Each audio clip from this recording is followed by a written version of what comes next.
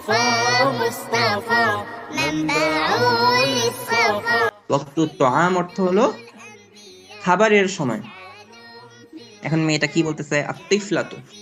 তিফলুন অর্থ আমরা তো শিখেছিলাম, তিফলুন অর্থ হয় হচ্ছে শিশু, আর তিফলাতুন বললে হবে সেটা মেয়ে শিশু। হ্যাঁ, ইয়া মুহাম্মাদু হাল তুসাইদু উম্মাকা, যখন মুহাম্মাদের সাথে কথা বলছি কি বলছি, ইয়া মুহাম্মাদু হাল তুসাইদু উম্মাকা, তারপরে তুসাইদিনা, ইয়া হাফসাতু হাল তুসাইদিনা উম্মাকি।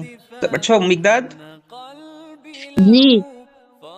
هل تساعدين أمك في ترتيب البيت؟ نعم الحمد لله جيد جدا. ماذا تفعلين؟ أغسل الصحن بعد الطعام وأرتب ملابس وهل তুরত وهل وهل ترتب بيت أنت؟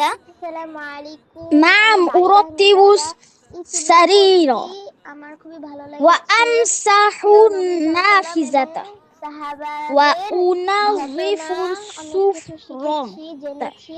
সুফরতা। سفرة.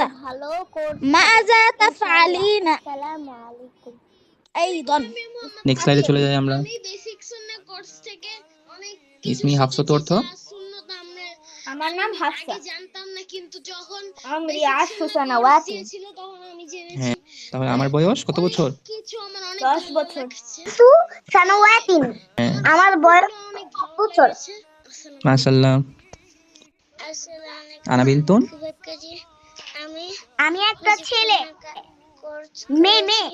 আমি হ্যাঁ, পড়াশোনা করছি। মাশাআল্লাহ। হাফসা বলো আমি আনা একটা তিলমিজাতুন মেয়ে। অর্থ? আমি গল্পগুলি অনেক একটি ভালো ছাত্রী। লেগেছে। আমি দোয়া করেছি হ্যাঁ, হ্যাঁ, এটা করতে। এটা একটা কি আসসালামু আলাইকুম, নতুন এবং সুন্দর ব্যাগ। জাদুর করি। আইনাল কিতাবু আমায় ওয়াল কুরাসাতু। মা কি বলছে? আইনা মানে কি কোথায়? অনেক গল্প আইনা মানে শুনেছি, কোথায়, আল অনেক কিতাবু মানে বই। শুনেছি, এই যে আল কিতাবু আসলো, বইটি হবে অর্থ। আমরা কিতাবুন অর্থ কি জেনেছি? একটি বই। অনেক সুন্নাহ আর জেনেছি। আল কিতাবু আলিফ লাম আসার কারণে কি হয়ে যাবে? নবীজির সাথে দেখা করতে বইটি। চাই। আসসালামু আর আলাইকুম। ওয়াল কুরাসাতু অর্থ আসসালামু আলাইকুম। খাতা। আমি আফা। আর আমার আলিফ লাম আসার কারণে অর্থটা কি হয়ে যাবে? ভালো খাতাটি। লেগেছে। এই যে বিকেল মিস্তরাতনের শেষে কি একটা গোল আমার বেশি মজা তা লেগেছে। আছে। হ্যাঁ, এটাই হচ্ছে কি দোয়াটা পড়ে সবচেয়ে বড় একটা চিনার উপায়, যে এই শব্দগুলো কবি মুয়ান্নাস শব্দ। শুনে হুম, অনেক মজা লেগেছে। আচ্ছা, আমি অনেক তাহলে এসেছি। আপনারা কি বুঝলেন? আর আব্দুল্লাহ বাইতুন তাহলে কি শব্দ?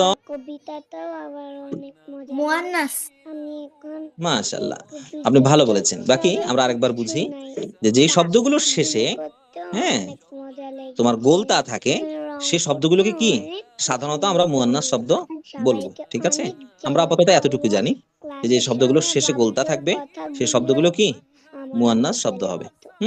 আর যে শব্দগুলোর শেষে এরকম গোলতা নেই সেগুলো কি হবে? মুজাক্কার মুজাক্কার শব্দ।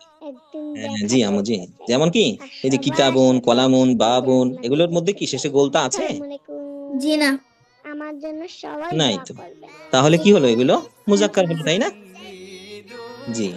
আর দেখেন অপরপক্ষে কি মাদ্রাসাতুন, মিসতারাতুন, হাকিবাতুন, এগুলোর মধ্যে কি আছে? শেষে গোলতা আছে। গোলতা আছে। তাহলে এগুলো কি হবে? মুয়ান্নাস শব্দ হবে। হ্যাঁ, তাই না? জি এখন কি বুঝেছেন? জি। মাশাআল্লাহ। তাহলে আমি একটু জিজ্ঞেস করি তো আপনাদেরকে, এই যে তাওবিলাতুন শব্দটি, এটি কি মুযাক্কার নাকি মুয়ান্নাস? মুয়ান্নাস। মুয়ান্নাস।